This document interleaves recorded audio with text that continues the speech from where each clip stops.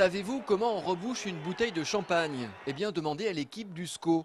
Lundi soir, en match décalé de la 26e journée de Ligue 2, joueurs et spectateurs ont vécu une désillusion totale. Face au leader lensois, le SCO menait 2-0 à la 87e minute avant de se faire rejoindre sur le fil. Scénario aussi improbable que catastrophique, c'est d'abord Maoulida qui réduit le score de la tête à la 89e minute. 3 minutes plus tard, alors qu'on joue les arrêts de jeu, Padovani a beau s'envoler, la frappe de Demant lui échappe des mains. Veselinovic arrache une égalisation inespérée. C'est dommage. Là, on a vraiment fait preuve d'un manque de roublardise, de malice, d'expérience, tout simplement, dans cette fin de match. Pourtant, ce match qui s'annonçait comme le match de la saison pour le SCO avait parfaitement commencé. Un premier but de Paul Aloefolu dès la 25e minute. Puis une heure de jeu pendant laquelle le SCO a largement maîtrisé le leader de Ligue 2. À la 87e minute, Floyd Haïté donne même le but du 2-0 qui aurait dû sceller une victoire sans bavure.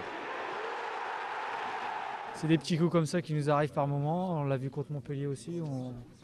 On met nos scores et puis sur un corner, on prend un but encore dans les arrêts de jeu. Mais bon, je veux dire, on est là. Il y a 43 points. On a un point du troisième, donc comme je dis, on est en embuscade. Espérons maintenant que le SCO saura effacer sa déception et surtout réagir dès vendredi à 3 pour ne surtout pas regretter en fin de saison les 2 points qu'il a laissés derrière lui en l'espace de quelques minutes.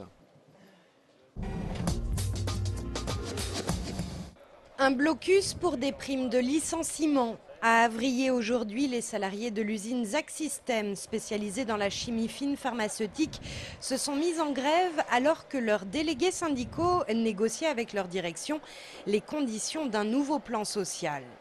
Annoncé en janvier, la suppression de 60 des 240 postes que comptent les différents services de Zac System.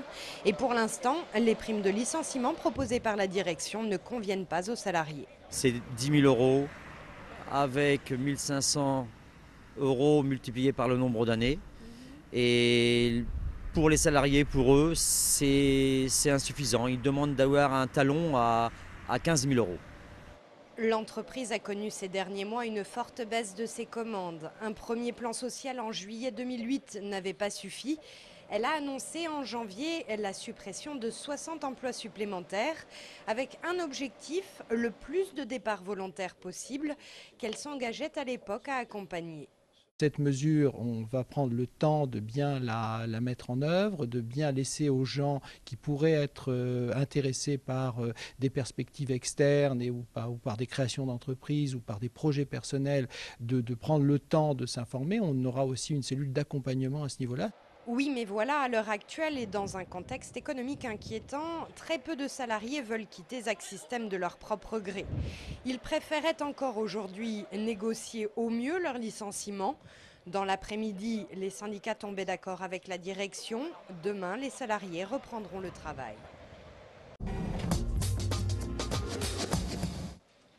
On a beaucoup parlé de culture hier soir lors de l'examen du budget 2009 de la ville d'Angers. Les élus du conseil municipal, majorité et opposition, ont en effet donné chacun leur vision de la politique à mener dans ce domaine. Pour l'opposition, la suppression de la subvention versée au Festival du Scoop et l'arrêt des festivals Angers-l'été et Tour de Seine sont révélateurs d'une dérive. En ligne de mire, le Théâtre du Quai, qui selon l'opposition, voit ses diverses subventions de fonctionnement augmenter de près de 5% cette année. Ça illustre de manière très claire un phénomène préoccupant, c'est le fait qu'on est en train de concentrer les crédits sur le quai.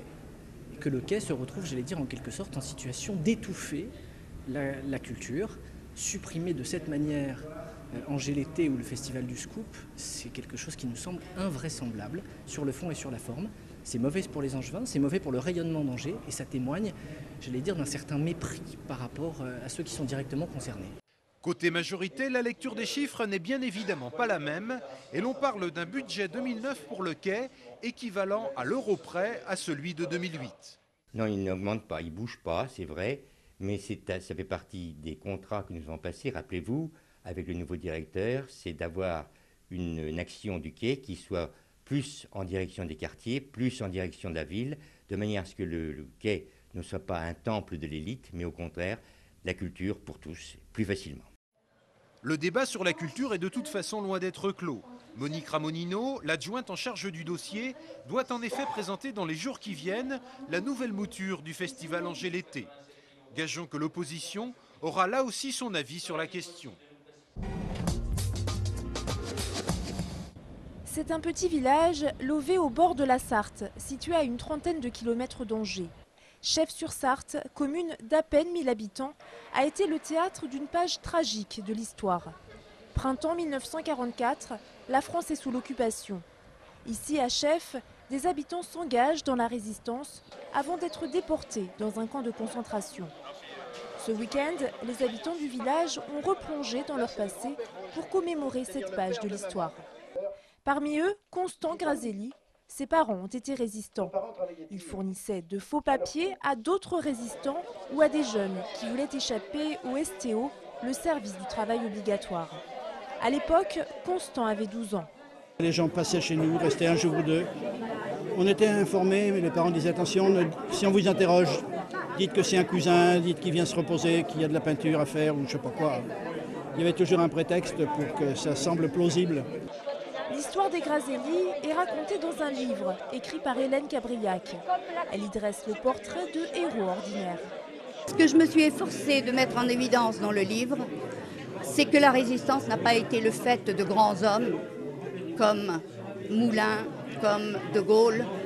Il a été le fait en réalité de la base, de ce qu'on appelait les braves gens, le peuple, qui au début n'a pas tout de suite compris ce qui arrivait, mais qui a très vite rué dans les brancards et qui s'est révolté dans l'anonymat. À Chef-sur-Sarthe, 7 personnes ont été déportées, 4 sont décédées. Par miracle, la mère de Constant est revenue du camp de concentration saine et sauve.